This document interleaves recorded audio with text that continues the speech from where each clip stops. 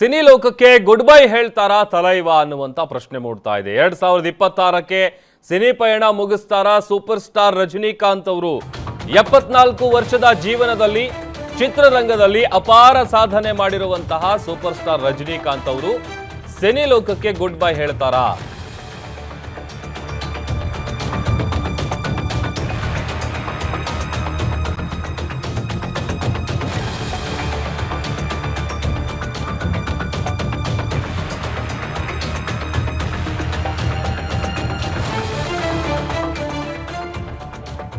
74 ವರ್ಷದ ಜೀವನದಲ್ಲಿ ಚಿತ್ರರಂಗದಲ್ಲಿ ಅಪಾರ ಸಾಧನೆಯನ್ನ ಮಾಡಿದ್ದಾರೆ ಸೂಪರ್ ಸ್ಟಾರ್ ರಜನಿಕಾಂತ್ ಅವರು.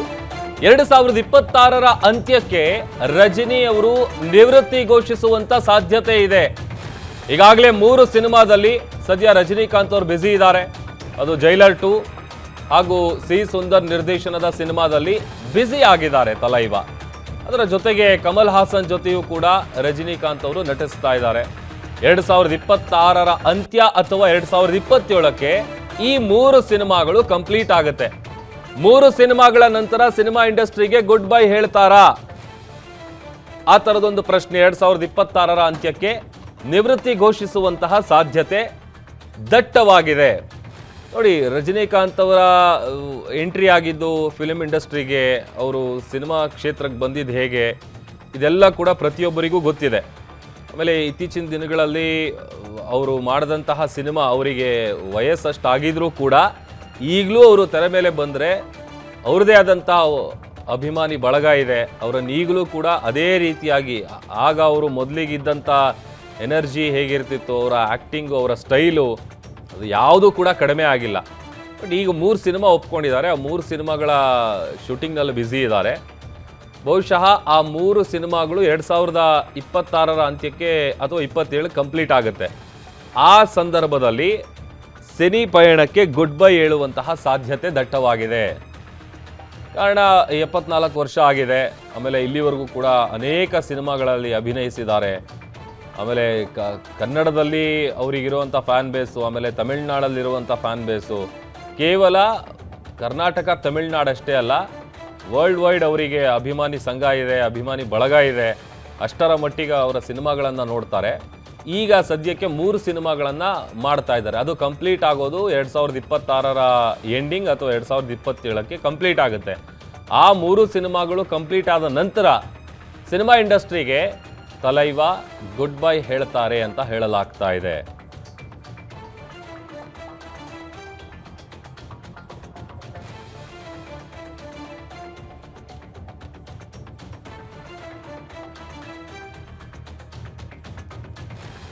ಸೂಪರ್ ಸ್ಟಾರ್ ರಜನಿಕಾಂತ್ ಅವರು ಇಲ್ಲಿವರೆಗೂ ಕೂಡ ಎಷ್ಟು ಸಿನಿಮಾಗಳಲ್ಲಿ ಆ್ಯಕ್ಟ್ ಮಾಡಿದ್ದಾರೆ.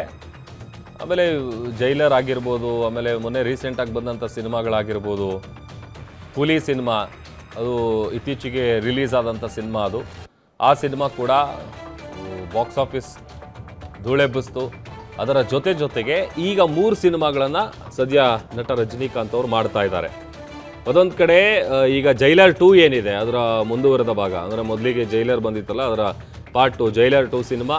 ಅದರ ಜೊತೆಗೆ ಕಮಲ್ ಹಾಸನ್ ಅವರ ಜೊತೆಗೂ ಕೂಡ ನಟಿಸ್ತಾರೆ ರಜನಿಕಾಂತ್ ಅವರು. ಈ ಸಿನಿಮಾ ಎಂಡ್ ಆಗೋ ಹೊತ್ತಿಗೆ ಅವರು ಸಿನಿ ಪಯಣಕ್ಕೆ ಗುಡ್ ಬೈ ಹೇಳುವಂತಹ ಸಾಧ್ಯತೆ ದಟ್ಟವಾಗಿದೆ.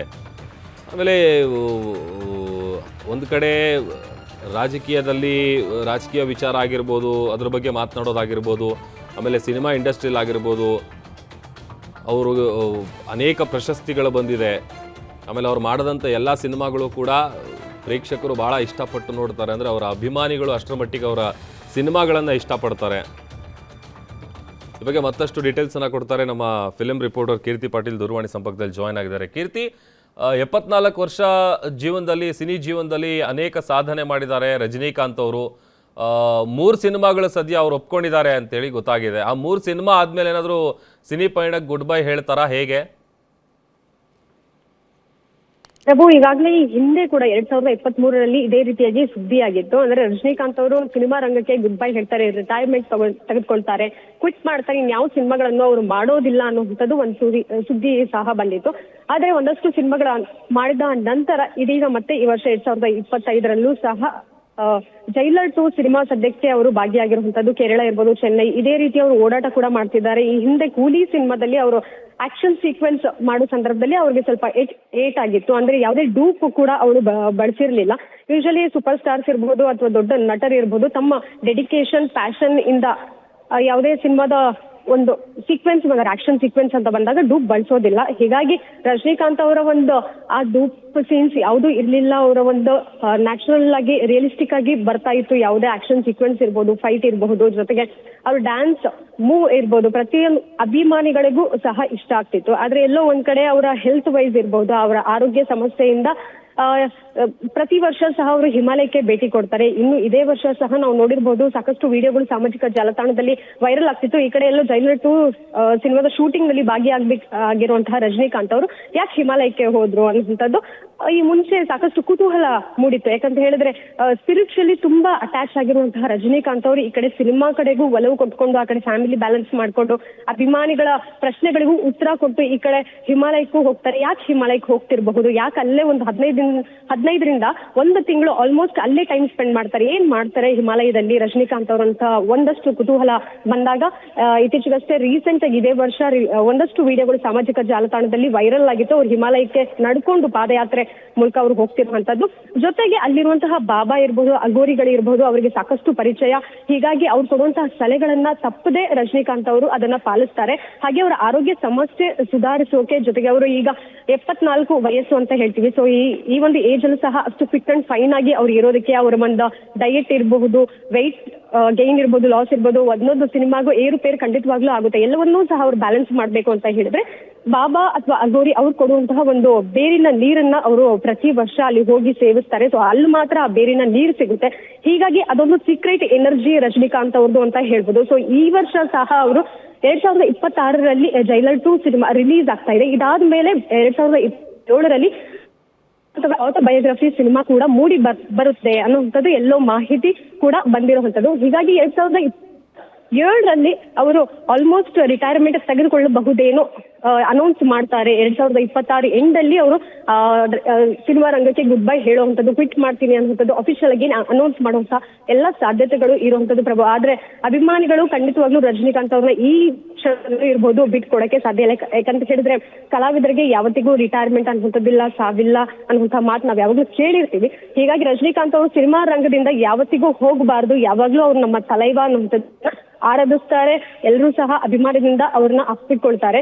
ರಜನಿಕಾಂತ್ ಅವರು ಮತ್ತೊಂದು ವಿಚಾರದಲ್ಲೂ ಸಹ ರಾಜಕೀಯಕ್ಕೆ ಎಂಟ್ರಿ ಕೊಡುವಂತ ವಿಚಾರದಲ್ಲೂ ಅವ್ರ ಹಿಂದೆ ಸದ್ಯಕ್ಕೆ ಈಗ ಬೇಡ ಅಂತ ದೂರ ಉಳಿದಿರೋದು ಅವರ ಆರೋಗ್ಯ ಸಮಸ್ಯೆ ಇಲ್ಲ. ಹೀಗಾಗಿ ಹೊಸ ಪಕ್ಷವನ್ನ ಕಟ್ಟಬೇಕು ಅನ್ನುವಂತ ಮುಂದಾಗಿದ್ದಂತಹ ರಜನಿಕಾಂತ್ ಇರಬಹುದು ಅಥವಾ ಅವರ ಅಭಿಮಾನಿಗಳು ಸಪೋರ್ಟಿವ್ ಇರಬಹುದು.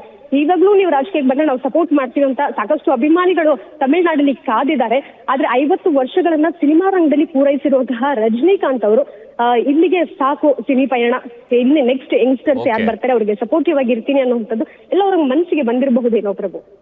ಥ್ಯಾಂಕ್ ಯು ಕೀರ್ತಿ, ನಿಮ್ಮೆಲ್ಲ ಡೀಟೇಲ್ಸ್ಗಾಗಿ.